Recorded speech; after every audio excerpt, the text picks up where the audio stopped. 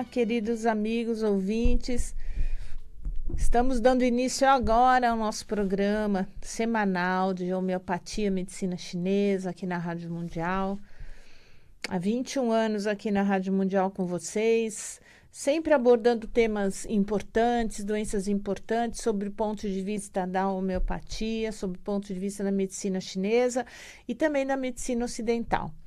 Hoje nós vamos falar sobre lúpus eritematoso sistêmico. Se você já conhece alguém ou se você é portadora de lúpus, então hoje você vai entender o porquê do lúpus, tanto do ponto de vista da medicina ocidental, né? Qual é a causa do lúpus, quais são os sintomas do lúpus, qual é o tratamento proposto, como se faz o diagnóstico e depois a medicina chinesa, quais são os meridianos envolvidos, as causas na medicina chinesa de lúpus e também o emocional. Vamos falar bastante sobre o quê? Qual tipo de conflito baseado na medicina germânica seria o causador do lúpus.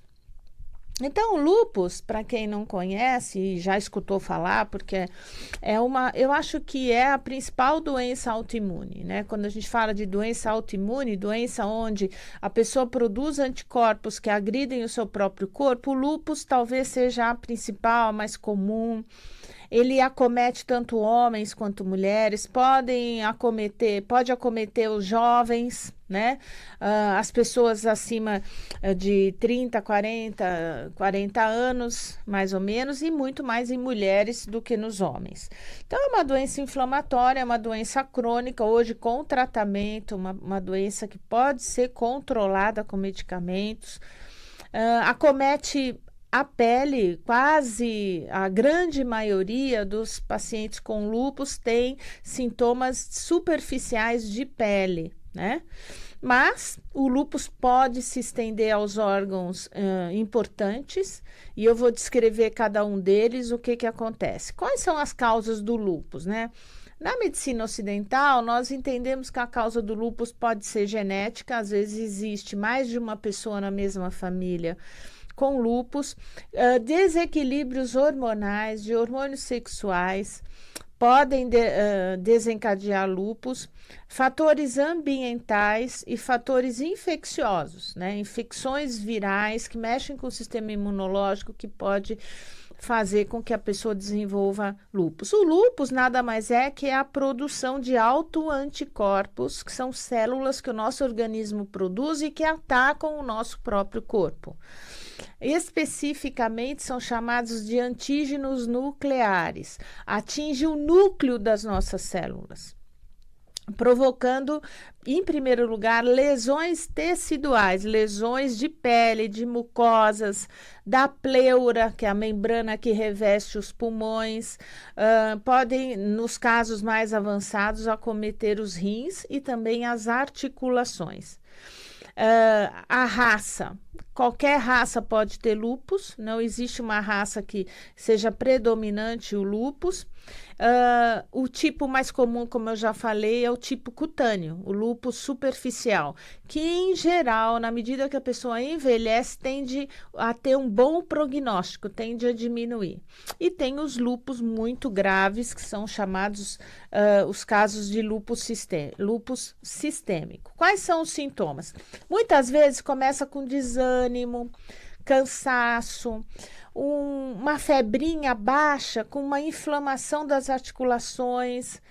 Então, todo dia, no final da tarde, a temperatura sobe um pouquinho, tem uma dor aqui, outra dor ali, olha no espelho e uma das principais lesões é a lesão em asa de borboleta, que aparece nos malares, aqui nas bochechas do rosto, como se fosse duas asinhas de borboleta, uma de cada lado, e que piora muito no contato com o sol.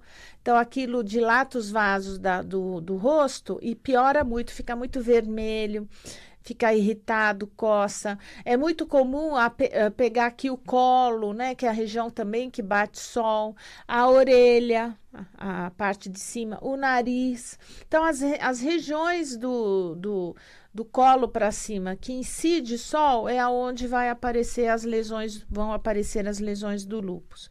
O lúpus, quando ele não é diagnosticado ainda, a pessoa, além de ter esse cansaço, esse desânimo, pode ter um emagrecimento, perda de apetite. Os dedos podem acontecer de, na ponta dos dedos, das mãos e dos pés, termos uma cor de vinho. Eu queria só lembrar vocês que nós estamos ao vivo na live. Entrem no site da Rádio Mundial, na live, e vocês vão ver a imagem desse programa ao vivo. E esse programa vai para a minha página do Facebook, doutora Ana Clélia Matos, e também do YouTube, doutora Ana Clélia Matos. O lúpus, quando ele agrava, ele se torna um lúpus chamado lúpus sistêmico. Aí ele vai causar inflamações no pericárdio, que é a membrana que envolve o coração, nas pleuras, que são as membranas que envolvem os dois pulmões, e aí vai dar aquela dor no peito, tosse seca, repetitiva, febre no final da tarde, muito desânimo e falta de energia. Quando ele agrava ainda mais, ele vai dar nefrite lúpica. Talvez seja isso que mais preocupe os médicos diante de um paciente com lúpus, não deixar chegar até os rins, né? A nefrite lúpica é uma inflamação gravíssima nos rins, existe depósito de imunocomplexos, de células autoimunes nos néfrons do rim, levando muitas vezes a aumento da pressão arterial, a inchaço intenso nas pernas, uma urina com perda de proteína, então é uma urina espumante, com bastante espuma, e uma urina escura ou avermelhada, com hematúria, com sangue na urina. Isso é um sinal grave de que o lúpus realmente agravou e que pode levar a uma insuficiência renal e, nos casos de mais graves, incontroláveis, a hemodiálise e até um transplante renal. No lúpus sistêmico, nós temos também o aumento dos linfonodos submandibulares, que é um conjunto de linfonodos que ficam na região do pescoço.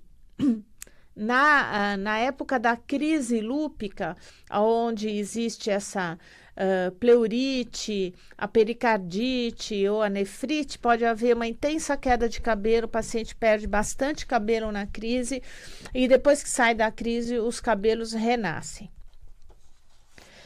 O diagnóstico do lúpus é muito fácil de ser feito, ele é feito por exame de sangue e exame de urina, e o principal exame que nós podemos até pedir, muitas vezes de rotina, quando você vai fazer os exames laboratoriais, você pode pedir o FAN, que é o fator antinúcleo. É um anticorpo antinuclear, já que eu já falei que esse anticorpo ele atinge o núcleo das células. Então, ele tem títulos bastante elevados. É muito comum, no dia a dia, nós pedirmos o FAN e vir um FAN de 1 para 80, 1 para 300, então, e às vezes o paciente não tem sintoma nenhum. Então, esses pacientes têm que ser acompanhados. A gente sabe que tem uma agressão ao núcleo das células, mas ainda não desenvolveu o quadro do lúpus. Muitas vezes o FAN pode ser positivo em outras doenças autoimunes, mas existe um anticorpo que é específico, que em geral os reumatologistas pedem, que é o anti-SM e o anti-DNA. Esses dois são específicos para lúpus e eles são positivos em 40 a 50% dos casos de lúpus. Aí, então, faz o FAN. O FAN dá positivo, nós pedimos o anti-SM e o anti-DNA, um exame de sangue fácil de fazer em laboratórios e que acabam ajudando a definir o quadro de lúpus ou a afastar essa hipótese. O tratamento na medicina alopática, em geral, o primeiro medicamento são os corticoides, e especificamente a prednisona. Nós podemos ter a cloroquina, nós podemos ter aí os imunossupressores, em especial a azitioprina, a ciclofosfamida e outros medicamentos. Todos eles são prescritos pelos médicos. Jamais um paciente vai tomar um medicamento sem saber a dosagem e nem a escolha correta do medicamento para aquele surto.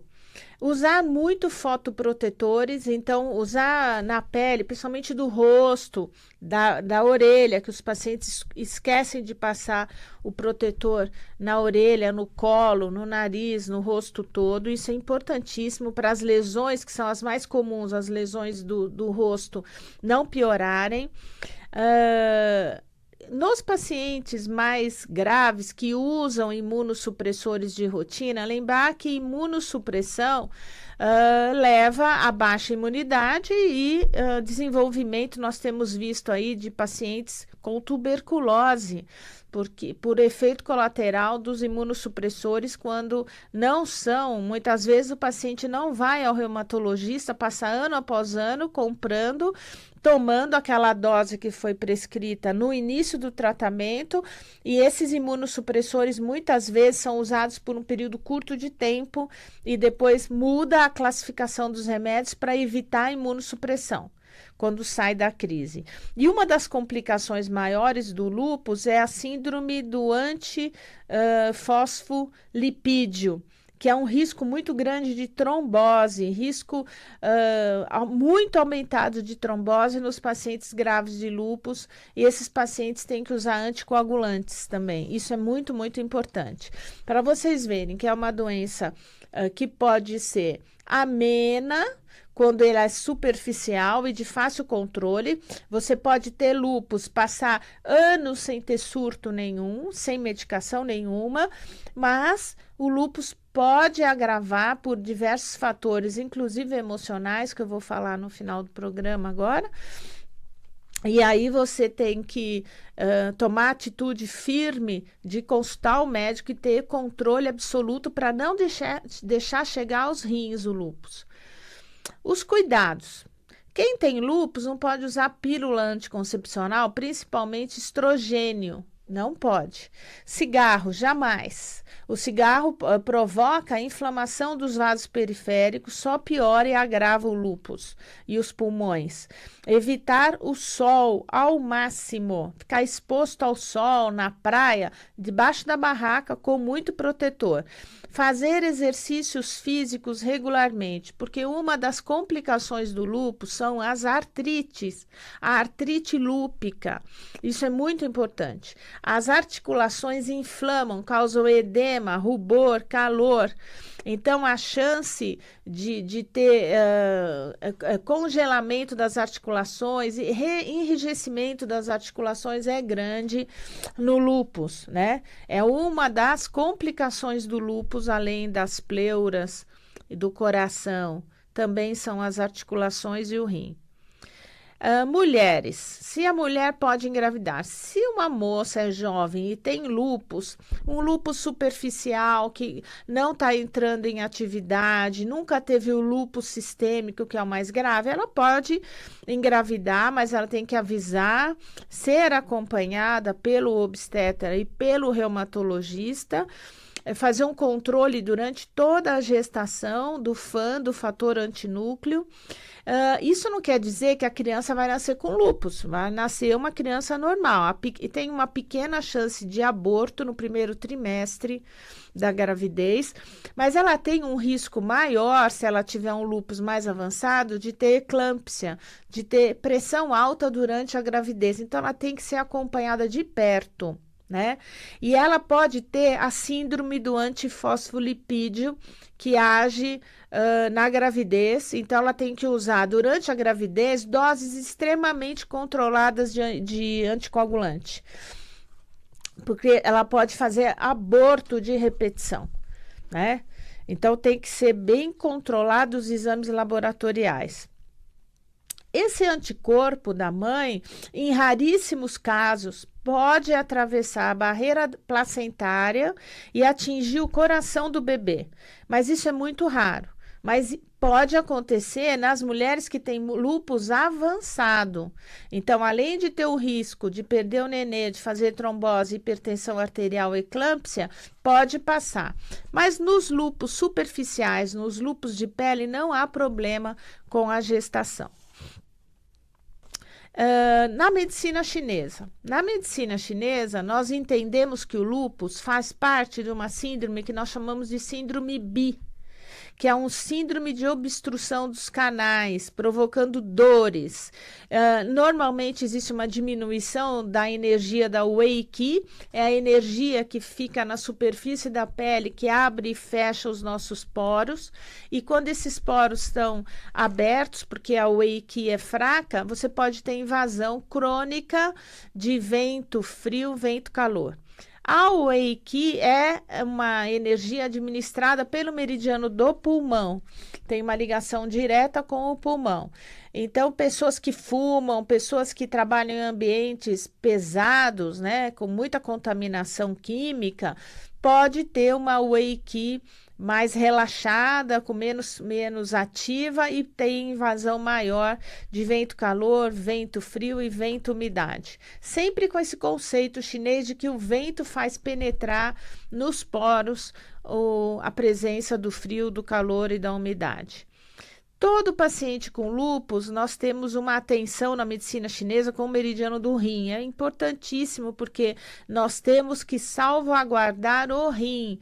Então, a presença de frio, um pulso fino, um pulso profundo, um pulso fraco, uma língua flácida, uma língua com sabor na base da língua, é uma língua de frio, mostra que esse meridiano não vai bem e isso pode levar à agravação. Por quê? Diminuindo o meridiano do rim, pode aumentar o yang do fígado, o calor, o fogo do fígado e leva às crises, principalmente às crises da artrite lúpica.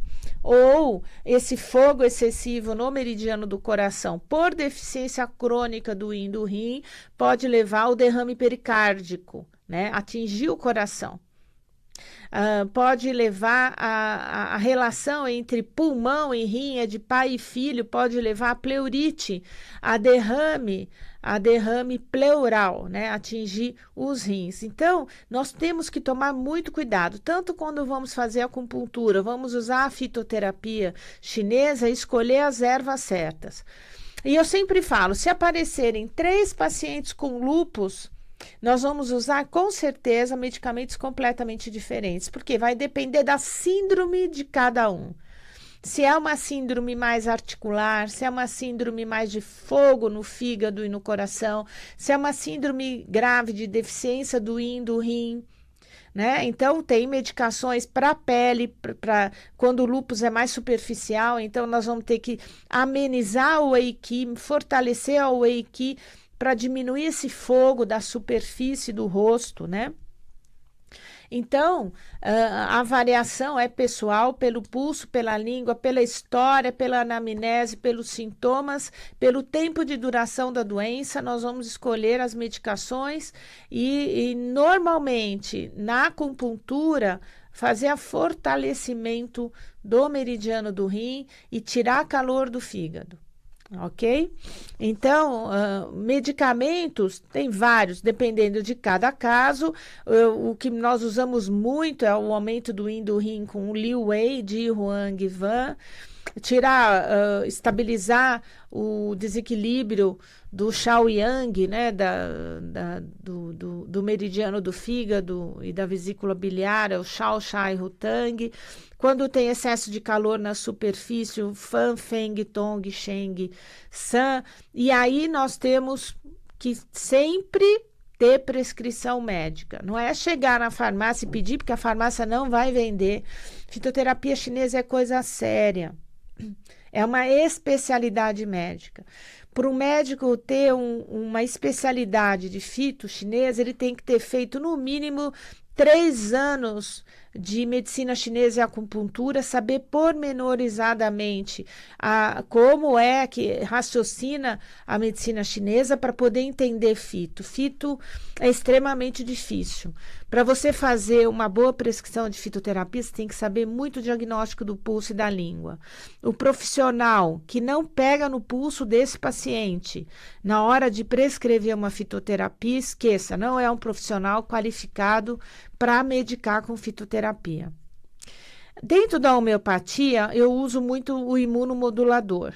Nós temos uma pesquisa forte de imunomoduladores, são medicamentos homeopáticos que controlam a resposta imunológica do corpo. Eu já falei várias vezes para vocês do uso dos imunomoduladores no caso do câncer, e recentemente tem sido publicado, tem sido falado em rádio, TV, sobre a imunidade antitumoral. Isso a gente já sabe há muitos anos que se pesquisa muito o controle da imunidade no tratamento do câncer, mas nas doenças autoimunes muito mais. Então, nós usamos um imunomodulador que controla o anticorpo, quer dizer, que destrói o anticorpo, não deixa ele evoluir. Especificamente, que atua dentro em cima dos linfócitos do tipo B. Os linfócitos B são uma espécie de glóbulo branco que produz anticorpo. Então, a origem dali do anticorpo é no linfócito B. Então, na homeopatia, a gente controla a expressão desse linfócito. Existem outros medicamentos homeopáticos para a pele, para o rim, para o emocional. Então, a homeopatia caminha junto com a fitoterapia chinesa no tratamento do lúpus, né? Em termos de dieta, a nossa maior preocupação sempre vai ser o rim. Então, uma dieta que seja alcalina, que não seja ácida. Então, tirar, como sempre eu digo, o glúten, que é problema hoje, a farinha de trigo, pelo fato de ser transgênica. Então, eu permito que coma o glúten, mas o glúten que vem da aveia e do centeio, e não do trigo transgênico. Tirar o açúcar, que só agrava, leite, queijo e derivados, que diminui ainda mais a imunidade devido à mucosidade do sistema linfático, metionina, que é carne vermelha, né? Excesso de temperos pesados, como alho, por exemplo, pimenta do reino, etc., fazer uma comida mais suave. Em termos de emocional, isso eu acho importantíssimo. Então, existem alguns conflitos muito importantes que nós observamos no lúpus. O primeiro conflito é de desvalorização que leva às dores articulares. Toda vez que você tem problemas articulares, tem uma pessoa autodesvalorizada, né? A pessoa que está insatisfeita com ela mesma, que faz tudo certo e não tem reconhecimento dos que estão próximos, tanto no trabalho quanto na família. Então, eu não tenho valor. Se eu faço tudo certo e ninguém me elogia, ninguém me reconhece, eu não tenho valor. Então, é um sofrimento constante por anos, não é uma coisa aguda. Sente-se diferente, sente-se separado, sente que não é reconhecido e não é visto. Isso pode dar o lúpus articular, né? Se tem um conflito de separação abrupta, então tem um relacionamento, um casamento, se separa abruptamente de um filho, ou porque o filho vai morar fora, ou porque morre, vai dar muito conflito de pele. É muito comum na adolescência, na idade adulto-jovem, conflitos de relacionamento, de namoro, de separação, dá o lúpus no rosto, o lúpus mais suave, o lúpus de pele. E quando a coisa agrava num abandono muito sério, um abandono muito profundo, aí nós temos a síndrome dos coletores renais, aí a gente tem depósito de anticorpo no rim, a nefrite lúpica. Então, a pessoa entra num raciocínio assim, tudo acontece comigo, onde estão os meus direitos? É injusto o que fazem comigo. É um sofrimento contínuo até a pessoa agrava tanto que tem vontade de não merecer mais existir, vontade até de suicídio, de pensamentos extremamente pesados e negativos. Esse é o paciente que tem lúpus já bastante avançado, onde ele vê que o sofrimento não vai ter fim e que não tem saída para ele e que ele não merece existir, né? Isso são os aspectos emocionais, desde o lúpus mais suave até o lúpus mais grave. Então, o que eu queria dizer é o seguinte, que fica a mensagem de que o tratamento de lúpus pode sim ser feito pela homeopatia, pela medicina chinesa. Isso tudo vai te ajudar a tomar menos remédios, menos imunossupressores, menos corticoides, menos efeitos colaterais dos medicamentos alopáticos. Eu acho que o lúpus tem que ser acompanhado tanto pelo reumatologista quanto pelo médico que pratique homeopatia, medicina chinesa, quer dizer, a união das medicinas em prol do ser humano. Ok? Lembrem-se que amanhã nós já vamos estar com esse programa inteiro postado de lúpus eritematoso no meu canal do YouTube, doutora Ana Clélia Matos. Entrem e se inscrevam. E também vai estar disponível no doutora Ana Clélia Matos do Facebook. Ok? Muito obrigada.